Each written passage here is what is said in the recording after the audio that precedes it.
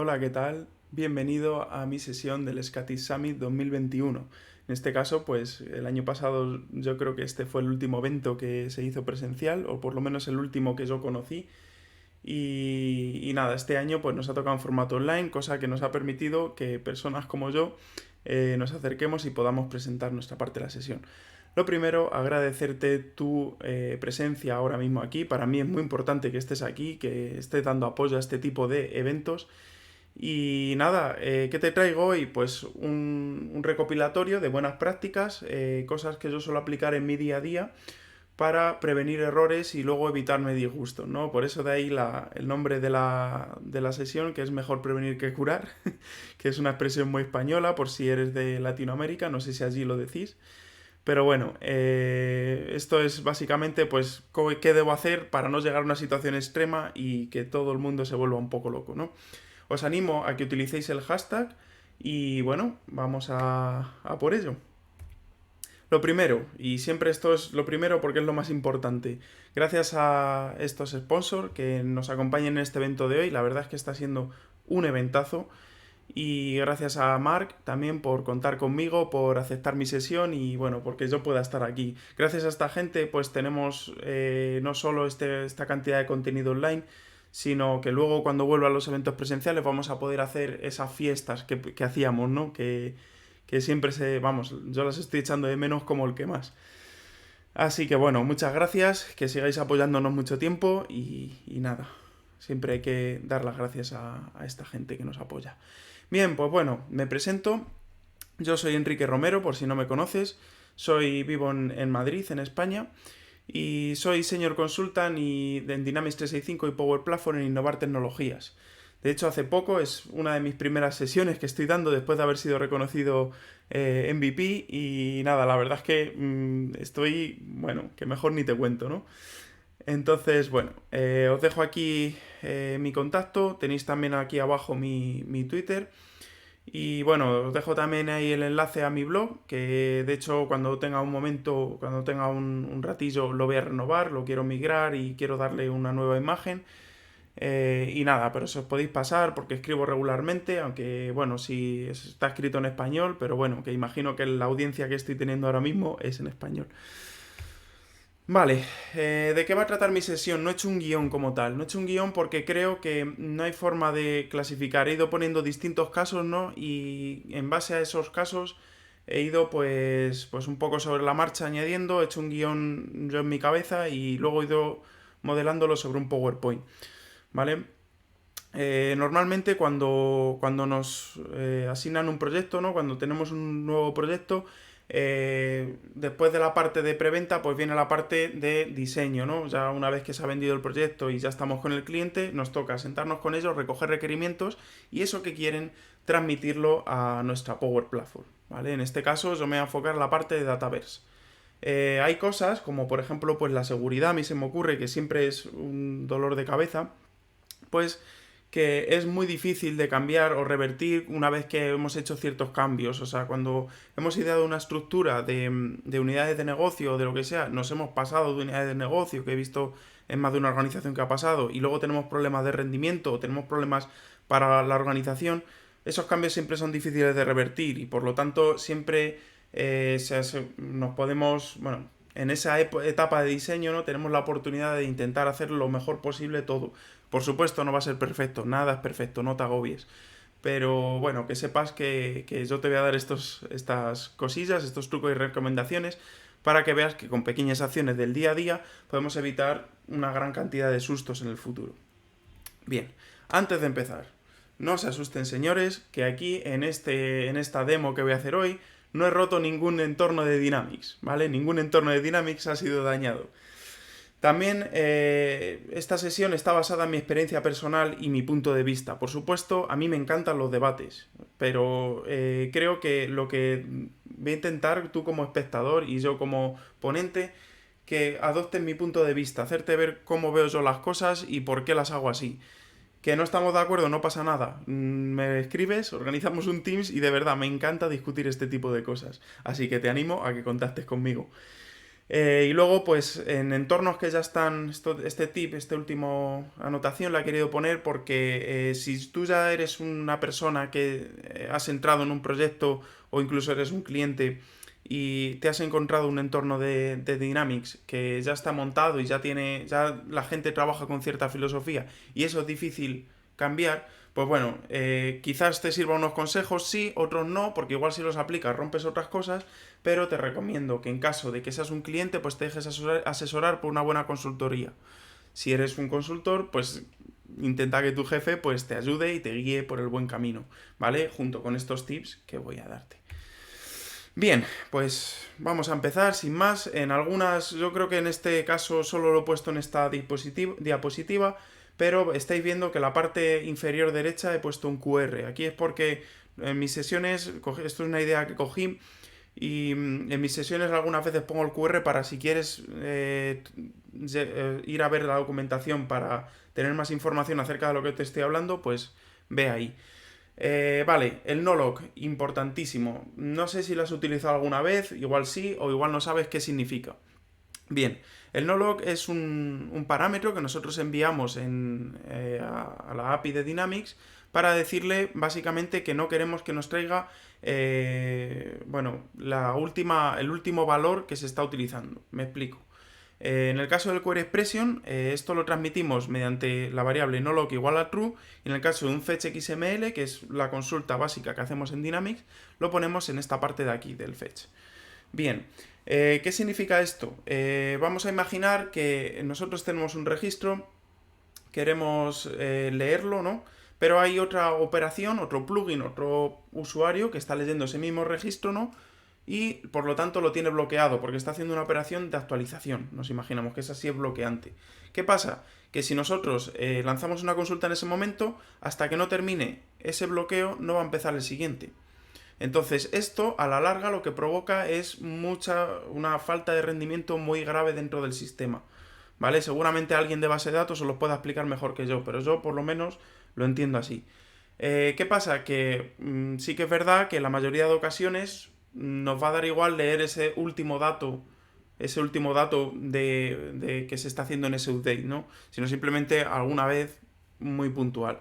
Entonces, utilizando nolog, lo que nos hace es nos recupera el valor que tenía antes de esa operación, de tal manera que no nos provoca el bloqueo. Esto, en caso de autonuméricos o cosas así, antes sí que pues era importante, ¿no? En caso de un autonumérico que no podía haber dos facturas con el mismo nombre.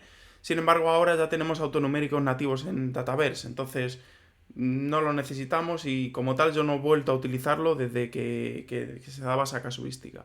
Entonces, utiliza el nolog siempre que puedas, ¿vale? También esto aplica para Power Automate, es decir, si eres una persona que está utilizando Flows o Power Automate, ¿vale? Tú tienes una parte dentro de Power Automate donde si haces un retrieve, ¿vale? Una consulta, tienes la posibilidad de agregar un XML. ¿Vale? En ese caso, donde os indico ahí, pues se agregaría el fetch XML. En el caso de que agreguemos la consulta de selección o la consulta de filtro, esto ya va por la API y creo, o por lo menos yo no he sido capaz de poner el nolog en ese tipo de consultas. ¿Vale? Vamos a la siguiente. Esto es de primero de base de datos. Seguramente si has estudiado una carrera de informática, te las han dicho el primer día. Consulta únicamente las columnas que necesites, tanto si eres técnico como si no.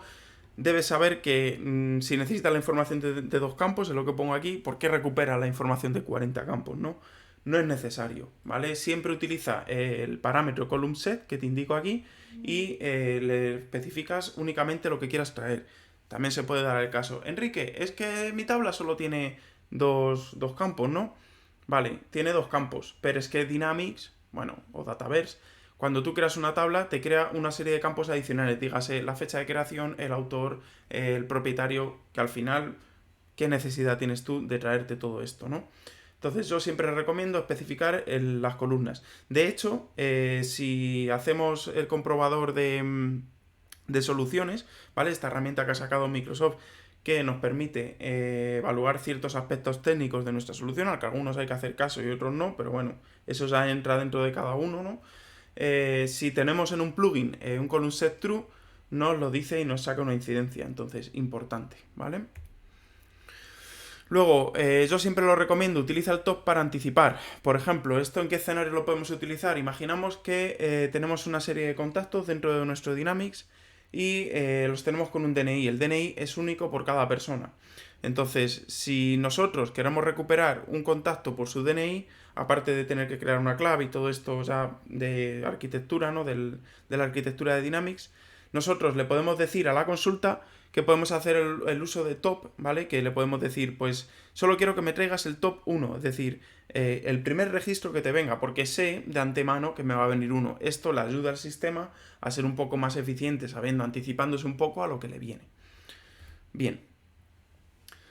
El siguiente tip, deja que el sistema genere los GeoIDs automáticamente. Esto parece una broma, algunos escenarios muy concretos me he tenido que ver yo en el que he tenido que generar previamente el GeoID antes de crearlo, pero normalmente esto pues no es necesario. Es decir, nosotros aquí en este código lo que tenemos es un contacto, ¿vale? Y le he dicho que tengo una entidad tipo contacto y que, bueno, pues que le creo aquí el GeoID. Esto lo he tachado porque, por supuesto, esto es lo que no estoy recomendando hacer. Lo que estoy recomendando hacer es que tú le digas que quieres crear un registro en la entidad de contacto, pero no le definas el GeoID. ¿Esto por qué es? Porque el sistema, Dataverse, no es algo ideado por gente muy lista, ¿no? Y lo que han hecho con los GeoIDs es ponerlos de alguna forma para que indexe y a la hora de recuperarlo y a crear nuevos registros, pues lo haga de manera un poco más rápida. Si tú vas generando o vas forzando la creación de esos GeoIDs a mano, pues básicamente lo que vas a conseguir es que el rendimiento pues baje un poco, ¿vale? Bien, siguiente tip. Sé egoísta y no compartas tanto. Tenemos una función en Dataverse que se trata de compartir registros. ¿Qué significa esto? Que yo puedo puntualmente, si yo tengo por seguridad que yo soy la única persona que puede ver un registro, si por temas temporales tengo un compañero que lo tiene que ver por cualquier razón, lo que puedo hacer es compartirle ese registro y además darle unos privilegios, de tal manera que yo puedo hacer un salto a la seguridad entre comillas para que otra persona pueda verlo. ¿Qué pasa con esto? Que está muy bien, pero es para usarlo de manera puntual. ¿Por qué? Porque en Dataverse, cuando nosotros compartimos un registro, lo que estamos haciendo por detrás es escribir en una tabla que se llama Principal Object Access, la POA, más bien llamada. Esta tabla lo que tiene es un registro con un registro que hace referencia a este registro que hemos compartido y además a cada uno de los usuarios, entre otros datos. Básicamente es un glosario. ¿Qué pasa? Que para que la POA funcione, cada vez que se haga una consulta en Dataverse, se tiene que consultar esta tabla. Y esto es un problema. ¿Por qué? Porque cuanto más grande sea esta tabla, más costoso es de consultar y más vamos a penalizar el rendimiento. O sea, en los primeros años que yo estuve trabajando con Dynamics, me vi con este escenario muchas veces. Y al final, el problema de limpiar la POA, yo creo que muy poquitos de Dynamics 365 se han librado.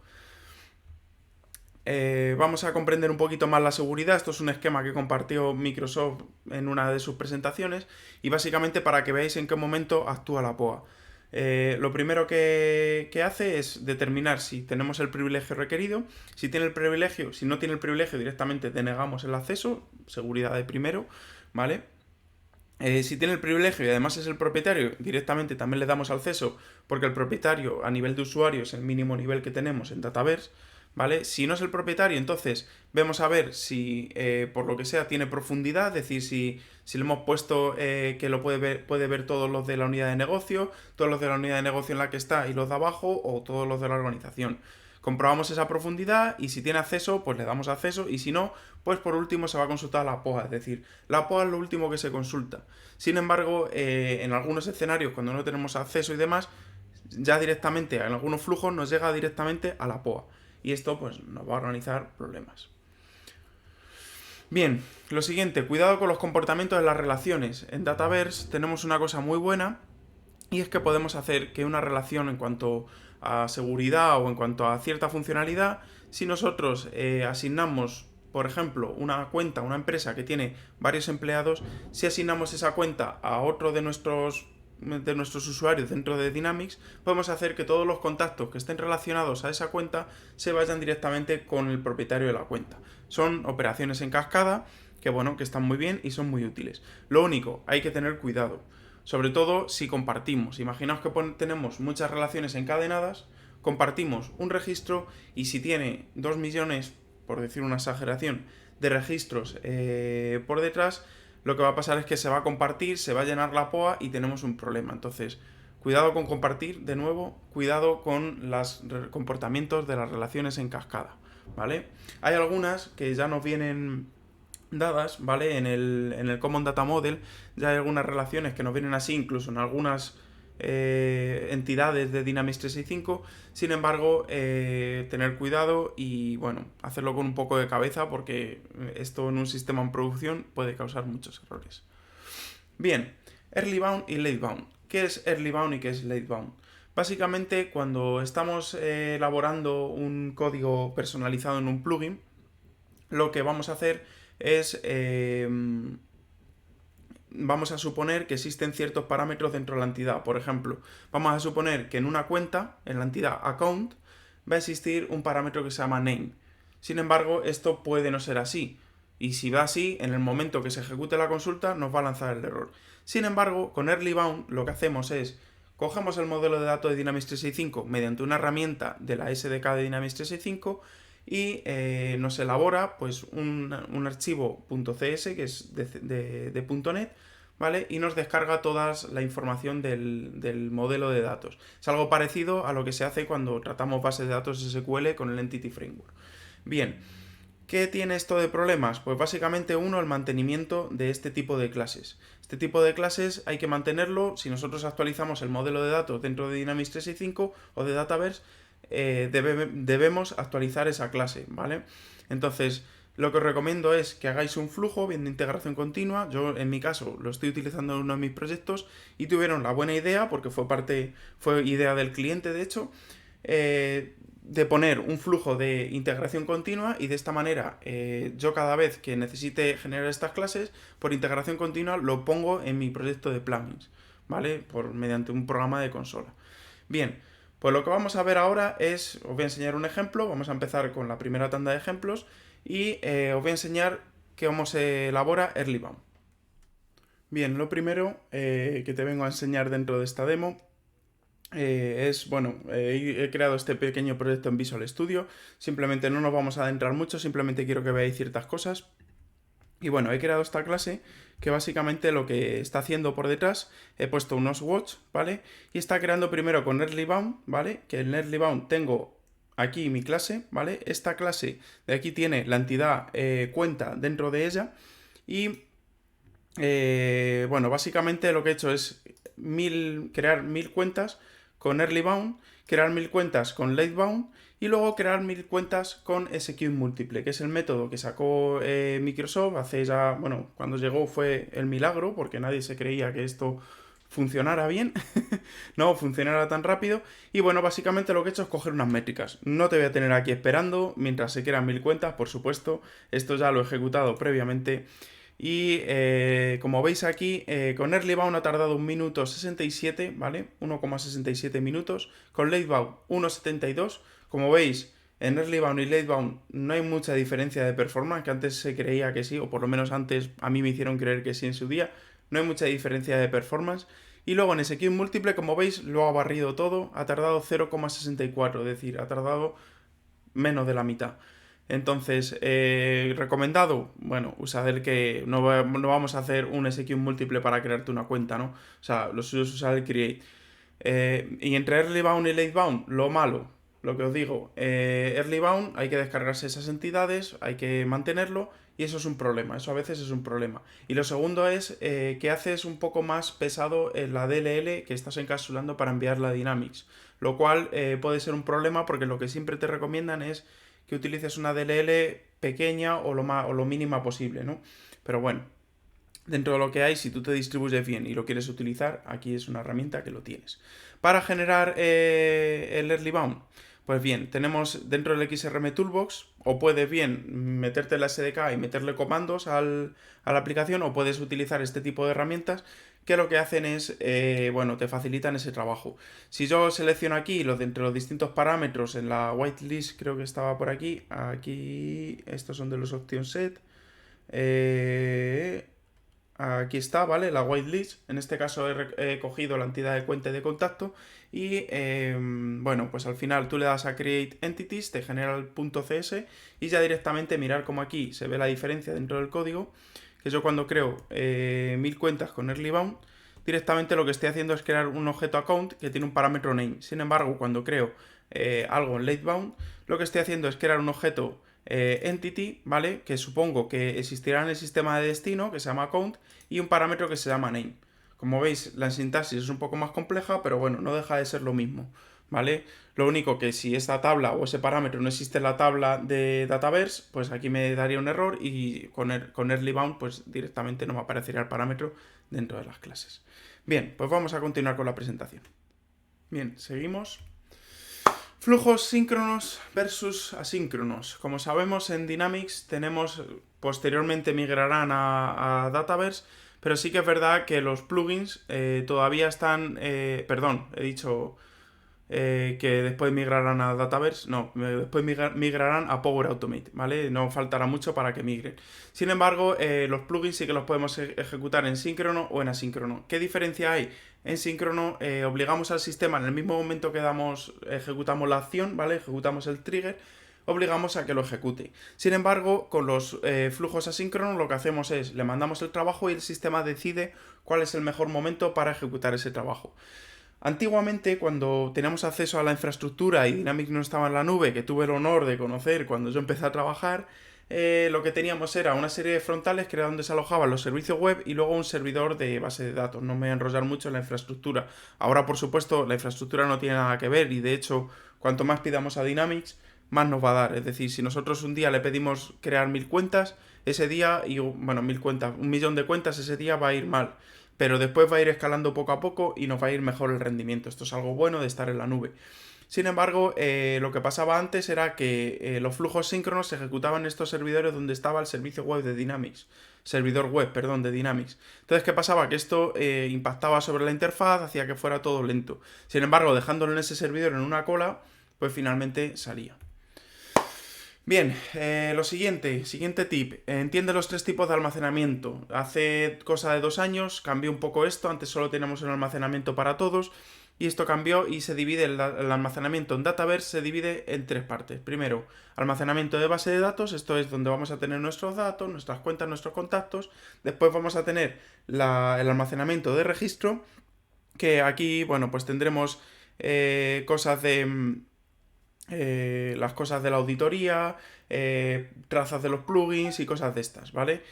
Y luego tenemos la de archivo, que es cuando nosotros adjuntamos una nota, podemos adjuntar un archivo dentro de Dynamics, pues tenemos únicamente, en este caso, aquí aparece 260 gigas. Por supuesto, cuanto más usuarios agreguemos, esta capacidad irá aumentando y si nosotros se nos queda corta aún así, podemos decidir pagar un extra para que nos aumenten la capacidad.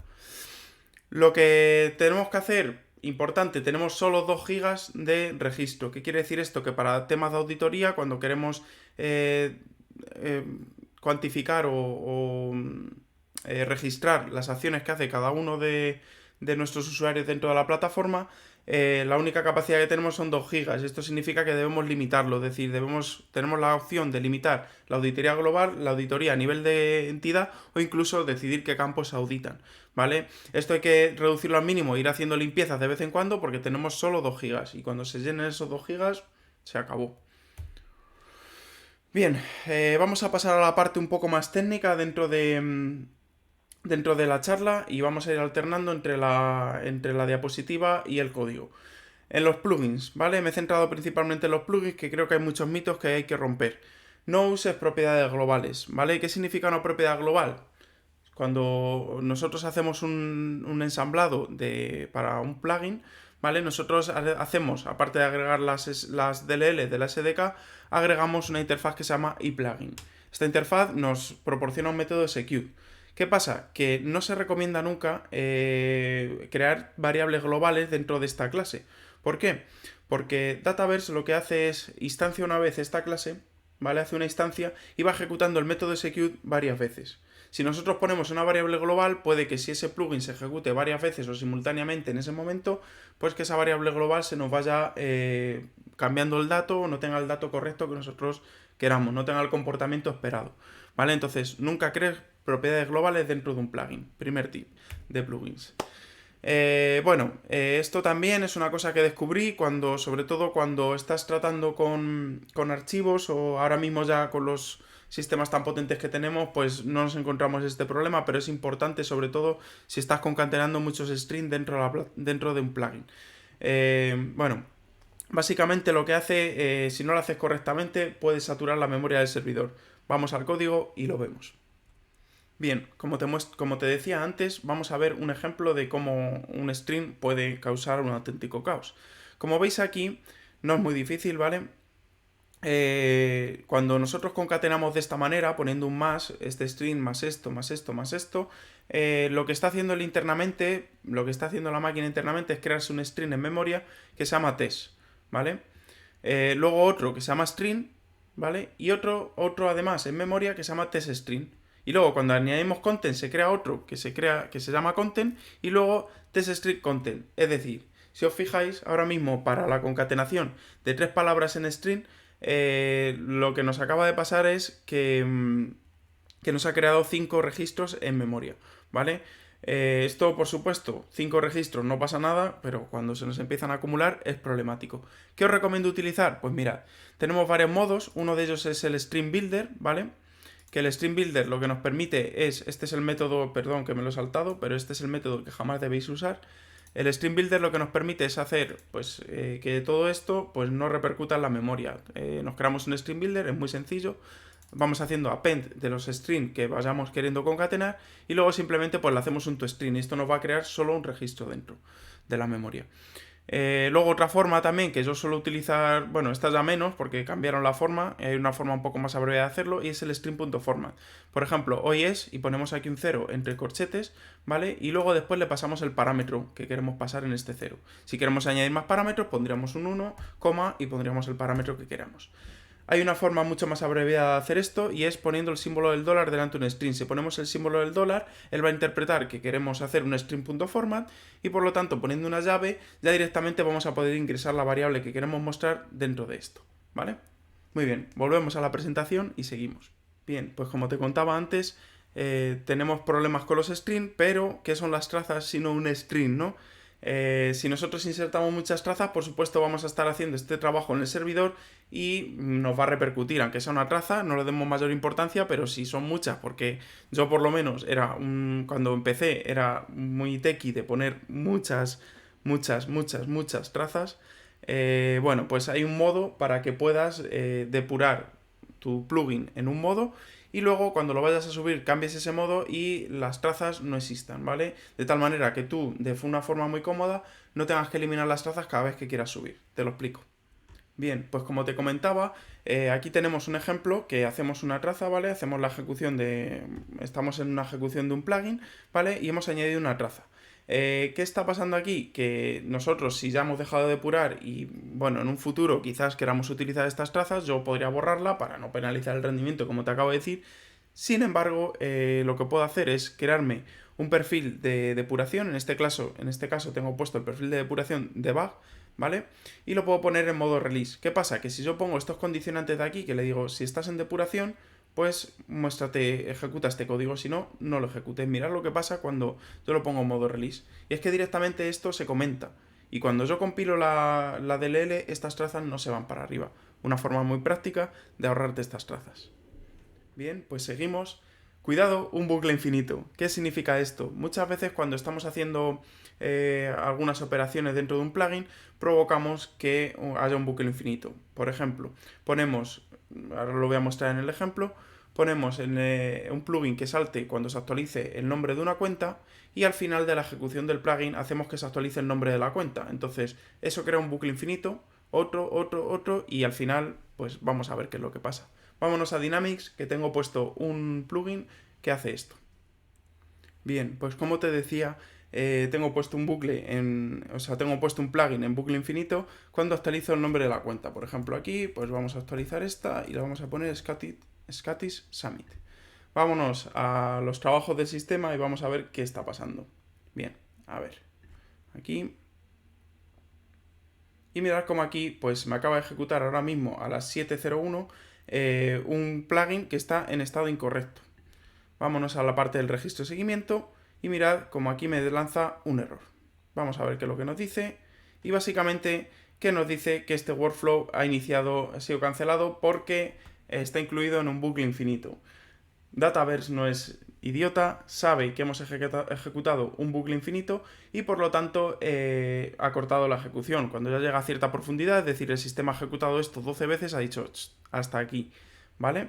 Entonces, vamos a ver cómo podemos solucionar esto dentro de nuestro plugin. Nos venimos aquí al plugin de bucle y como veis aquí, pues básicamente lo que estoy haciendo es actualizar el target entity. Esto nunca se debe hacer, ¿vale? Siempre hay que instanciar una nueva instancia de entity y actualizar únicamente lo que queramos. De todas formas, me veo obligado a actualizar el nombre. ¿Cuál es la solución a esto? Bien, si nosotros tenemos puesto, y muy atentos, un plugin en síncrono y en pre-validation, lo que podemos hacer es, como nos viene el target entity, que es la entidad de la que estamos modificando, ¿vale? Nos vienen únicamente los parámetros que estamos tocando en esa operación. Si nosotros quitamos el update y ponemos el target entity, cambiamos el parámetro que queramos, directamente cuando se ejecute va a cambiar ese parámetro a nuestro valor, sin necesidad de hacer un update, ¿vale? Importante que esto solo pasa en síncrono y en pre-validation, ¿vale? Pre-validation siempre tiene que ser síncrono. Es una pequeña pega, que antes os he dicho que no utilicéis flujos síncronos, pero a veces no queda otro remedio. Así que bueno, vamos a por el siguiente tip. Los try-catch no son la solución. ¿Qué significa esto? Los try-catch están para usarlos, pero siempre lo tienes que hacer con algún tipo de sentido. ¿Para qué estás haciendo al sistema recuperar, capturar un error, si luego tú no vas a hacer ningún tipo de tratamiento? Yo personalmente, y os lo digo sinceramente, odio esta expresión, que tú estás capturando aquí este error y luego lo vuelves a lanzar. Seguramente alguna persona que está aquí de .NET también está de acuerdo conmigo, porque no estás tratando nada y encima estás perdiendo trazabilidad del error. ¿Qué significa eso de que estás perdiendo trazabilidad del error? Vámonos al código. Bien, como os decía, vamos a ver esta clase que he creado, este plugin concreto que he creado para mostraros este ejemplo. Aquí tengo puesto un try-catch. ¿Qué está pasando? Pues imaginad que esto tiene un método execute, ¿vale? Lo estoy ejecutando, método interno 1, método interno 1 se llama método interno 1.2 y en el método interno 1.2 se captura la excepción. ¿Qué pasa? Que el error me ha dado aquí, ¿vale? Sin embargo, donde yo lo voy a ver cuando lo depure o cuando haga cualquier cosa va a ser aquí. Y por lo tanto voy a perder esa trazabilidad que a mí me parece súper importante, porque cuando depuro un plugin lo que quiero ver es dónde está fallando. Si me falla aquí tengo que ir línea por línea viendo en qué línea está el fallo, ¿vale? A veces es evidente, a veces no, porque a veces nos suelta un error muy genérico y bueno, en fin. También otra cosa que os recomiendo, como he hecho aquí, es que encapsuléis vuestros plugins en clases adicionales. Es decir, no utilicéis esta clase de aquí para desarrollar vuestro plugin, utilizarlo lo mínimo. Yo siempre recomiendo crear una clase adicional y ejecutar todo ahí. ¿Vale? Aquí en esta clase sí que podemos crear variables globales y cosas, bueno, todo lo que queramos. Vamos a por el siguiente tip. Bien, el siguiente tip es muy sencillo, únicamente lo que sirve para cuando nos autenticamos de manera externa a Dynamics, por ejemplo, desde una Azure Function, un programa de consola o cualquier otro programa que necesitemos para acceder a la API. Bien, en este caso la clase CRM Service Client es por donde nos vamos a conectar a Dataverse. Y lo que se recomienda siempre es que uséis el using, porque son clases indisposables y por tanto son clases que nos van a permitir eliminar recursos y cerrar conexiones una vez que hayamos dejado de utilizarlo. De esta manera, pues nos aseguraremos de que todo está cerrado, todo está bien, el sistema ha liberado recursos y se acabó, ¿vale? Muy simple este tip. Pasamos al siguiente, plugins. Esto es como una bomba, ¿no? Plugins tienes 2 minutos. ¿Qué quiere decir esto? Básicamente solo tenemos la capacidad en Dataverse de ejecutar un plugin por 2 minutos. No tenemos más tiempo para ejecutar un plugin. ¿Por qué? Por temas evidentes de que no podemos hacer un proceso batch dentro de un plugin. Si quieres eso, te tienes que ir a Azure.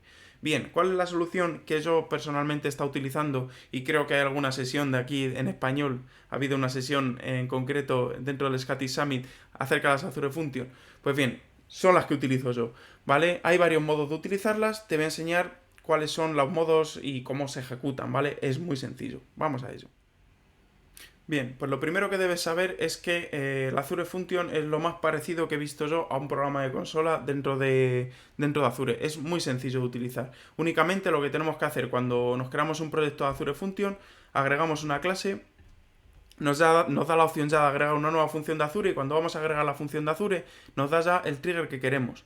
En este caso pues tenemos algunas que son por tiempo, se van ejecutando cíclicamente cuando nosotros le decimos, y algunas que son por Service Bus, cuando enviamos un mensaje a una cola, o incluso por HTTP, ¿vale? En este caso yo he realizado aquí en este proyecto una que va por HTTP. Este código de aquí arriba, no os asustéis porque ya os lo construye él solo. Yo lo único que he hecho es crear la clase, ¿vale? Por temas de tiempo no lo he creado aquí en directo, pero podría haberlo hecho. Y otra que es que recibe un mensaje de una cola. ¿En qué momento podemos comunicarnos nosotros desde Dynamics con una cola? Muy sencillo. Esto es algo súper curioso y que yo creo que hay gente que todavía no lo sabe, ¿vale? Y es que aquí tenemos la capacidad, en el plugin Registration, ¿vale? Tenemos la capacidad de agregar un Service Endpoint. ¿Esto qué significa? Que podemos agregar, cuando nosotros agregamos el Service Endpoint, nos pide el Connection String que podemos copiar desde Azure, ¿vale? Y al copiarlo aquí, pues directamente nos proporciona, nos proporciona este punto de entrada, ¿no? Nos da de alta un Service Endpoint dentro de Dynamics. Y al igual que los plugins, lo que podemos hacer es que, por ejemplo, cada vez que se crea una cuenta, pues que me lo envía una cola, ¿vale? Y que esta cola, pues, procese algo. Aquí, importante es que, abro el endpoint. Importante es que el formato de este endpoint esté en JSON, ¿vale? Porque normalmente se pone por defecto en Net Binary, y esto lo que hace es que el Azure Function falle estrepitosamente. Finalmente, lo único que tenemos que hacer es irnos a nuestro Azure, ¿vale? A ver, este era mi grupo de recursos. Y aquí lo que he hecho es dar de alta una instancia de Azure Function, y básicamente le he dicho por las funciones que quiero que se ejecuten. Únicamente, muy sencillo, lo que he hecho es botón derecho, publicar, que está aquí. Me ha pedido los datos de acceso al Azure Function y demás, y ya está publicado. Entonces, ¿qué pasa? Que ahora cada vez que se cree una cuenta, tal y como tengo configurado ya aquí, pues va a llamar a este Service Endpoint, va a encapsular la información de esa entidad automáticamente en un JSON, y ese JSON lo vamos a recibir en el Azure Function a través de la cola. Bien, vamos a verlo. Lo primero que va a hacer es llegar a nuestra cola, ¿vale? Muy sencillo configurar la cola, no tiene mucho más. Y en esta cola, ¿vale? Vamos a ver los mensajes si tiene alguno activo. Habrán pasado unos cuantos porque antes he creado mil cuentas. Entonces, mirar, aquí ahora mismo no tiene activo ninguno, significa que todos los ha cogido el Azure Function, pero hace un ratito, cuando está ejecutando esa carga masiva de cuentas, pues esto ha llegado aquí a un límite, a 1000 solicitudes, ¿vale? Según nos dicen estas gráficas. Entonces, por supuesto, esto ha ejecutado el Azure Function, porque el Azure Function está escuchando continuamente de la cola. Vamos a la Azure Function. Nos vamos a la de, a la de la cola. Y venimos a la supervisión. No sé si va a aparecer, algunas veces tarda un poco a aparecer, otras veces aparece inmediatamente, y mirar cómo aquí ha ejecutado la función. Por supuesto, desde aquí podemos conectarnos a Dynamics, podemos hacer lo que queramos. Tenemos límites también, tenemos por defecto 5 minutos, y podemos llevarla hasta que se ejecute 10 minutos. Si queremos más de 10 minutos hay que pagar, ¿vale? Este pago es pago mínimo, no recuerdo cuánto era, pero no sé si llegaba ni siquiera a 2 céntimos o un céntimo el minuto que se está ejecutando, o sea que es muy poco. Y la verdad es que es bastante útil y te salva de bastantes cosas, porque tener la posibilidad de que se ejecute varias veces, pues, o más tiempo, y de una manera que puedas integrar con otros sistemas, te da esa flexibilidad, ¿no? Otra opción que tienes es crear una función HTTP si no quieres utilizar una cola, pero con lo que te voy a contar ahora seguramente quieras utilizarla, y es, básicamente creándote un flujo, ¿vale? Un Power Automate dentro de, que llame al final a la función HTTP. Es muy simple, únicamente te vienes aquí, te creas el Power Automate, lo pones en el desencadenador que tú quieras y haces una llamada HTTP. ¿Qué problema tiene? Que este conector HTTP no es premium, entonces si lo quieres utilizar tienes que pagar un poco más, ¿vale? No viene con el Power Automate que te viene con Office 365. Entonces, la opción B, pues puedes llamar a una cola desde Dataverse, o lo que he hecho lo primero, ¿no? O directamente pues pagar y que te habiliten este conector HTTP. Bien, yo creo que con esto finiquitamos. Vamos a por el siguiente tip. Bien, pues ya para finalizar, mis recomendaciones. Reaprovecha los recursos, ¿vale? Reaprovecha los recursos porque el sistema tiene muchos, pero mucho más de los que creemos. Podemos reaprovechar todo este tipo de cosas, lo que os he contado de las colas, los Azure Function, los plugins, pues podemos reaprovechar muchas cosas ahí para no tener que estar volviéndonos locos y sobre todo yo lo que hago muchas veces es reaprovechar ideas, es decir, a mí se me ocurre pues que las listas de marketing, pues qué interesante, ¿no? Y me pide un requerimiento un cliente, se me enciende la bombilla y digo, vale, las listas de marketing no funcionan, pero el concepto de las listas de marketing sí me funciona, ¿vale? Entonces, esas ideas están guays. Construye sobre la plataforma, no, o sea, no construyas, no destruyas la plataforma, ¿no? Lo que quiero decir con esto es que si tú tienes una funcionalidad, tú conoces un producto, por ejemplo, la aplicación de Sales, pues que construyas sobre la aplicación de Sales lo que vas a hacer con tu cliente. Si no se parece nada, no sé por qué tiene ese cliente Sales, si ya lo tiene, y no sé por qué se la han vendido, ¿no? Porque al final, si vas a utilizar esta plataforma, la idea es que lo hagas de manera un poco más rápida con estos elementos y estas aplicaciones que nos da Dynamics desde el principio. No crees entidades que ya existen. Eso es fundamental. De hecho, me ha explotado la cabeza más de una vez en algún cliente. ¿Qué quiere decir esto? Si existe la tabla de contacto, no vuelvas a crearla. Porque luego, si vas a tener que, por ejemplo, pues que añadir un portal, no vas a poder aprovecharte de esa funcionalidad. Entonces, eso está ahí por algo. Utiliza el Common Data Model. Por último, un consejo personal, el trabajo bien hecho hoy será paz para mañana. No lo dejes todo para mañana, aplica las buenas prácticas en tu día a día y todo te irá mejor. Y nada, llegamos al final, os dejo el Twitter aquí abajo, también os lo vuelvo a remarcar aquí en la presentación. Os dejo mi LinkedIn, me podéis agregar, podéis estar, bueno, me podéis seguir, me podéis escribir, me podéis criticar, lo que queráis, estoy a vuestra disposición. Muchas gracias por llegar hasta aquí si has llegado y si no, pues gracias por haber formado parte de mi charla. Y nada, nos vemos en la siguiente.